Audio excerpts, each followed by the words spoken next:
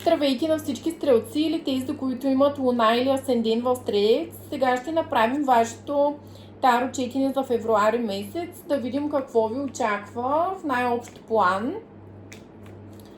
За любов, кариера, работа, общо взето, каква е вашата енергия през този месец.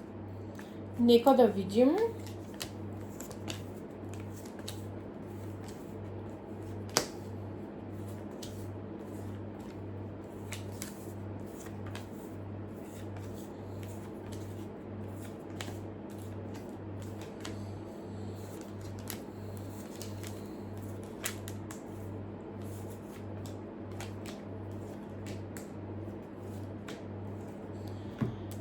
Така, очаква ви баланс в любовните отношения, ще се чувствате добре с партньора си, ще се чувствате обичани. Наистина доста хубав период до 5-6 дни в любовта, ще има взаимност. Излиза кулата, което говори за нещо неочаквано да се случи. Възможно е да има някакъв скандал или нещо необратимо в някаква институция. По-скоро в работата ви може да се случи нещо необратимо, което не сте очаквали. Емоционално може да ви разтърси доста, тъй като това, което ще се случи, може би вие влагате доста емоция в него. Наистина излиза край, според десятка мечове, край и едно ново начало, в крайна сметка. След всяка нощ идва деня, изгрява слънцето и всичко започва наново, така че вие ще успеете да преодолеете това. Очаква ви среща с стар приятел или да започнете да правите нещо, което ще ви накара да се чувствате все едно, отново сте деца, ще се почувствате по-щастливи, по-свободни.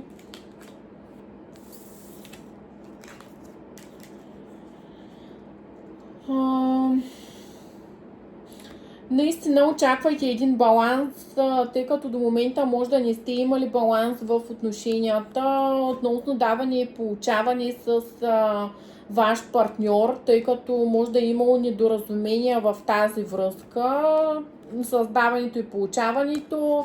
Тези неща ще се стабилизират към средата на месеца. Излиза, че сте били влезли в една защитна позиция и сте се борили. В крайна сметка вие ще успеете, ще се преборите.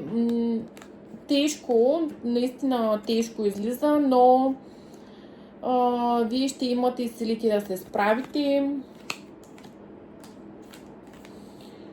Излиза ви бърз успех.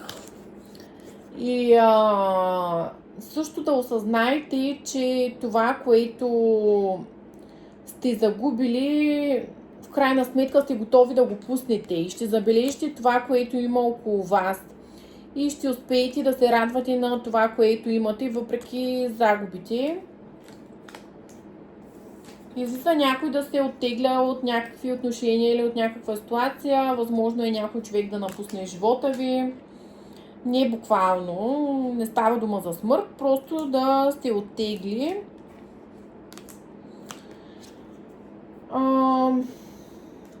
В живота ви се появява нов мъж, възможно е да е въздушна зодия, който ще ви кара да се чувствате много добре с него. И тук всъщност излиза едно връщане към човек от миналото. Той ще се завърне. Водна зодия, с когото сте имали отношения, или дори да не става дума за любовен план, някой, който познавате от миналото, ще се завърне в живота ви. Излиза да имате успех, но тази битка, която я водите в момента или която ще я водите към края на месеца, не е нужно. Усещането ми е, че не е толкова нужно да се борите. И то така или иначе ще дойде този успех. Излиза и жреца, което говори за институция отново, за брак, за семейство, относно тези неща и също и за морални ценности. Жреца говори за една стабилност и че една морална гледна точка ще бъде поставена. Общо взето, възможно е и някои да се омъжат или оженят към края на месеца, февруари. Очаквайте сватба или да бъдете поканени на сватба или ще ходите на сватба, но нещо свързано с семейство, с подписване на договори, ще имате успех. Това е за вас. Желая ви един много щастлив месец. Довиждане!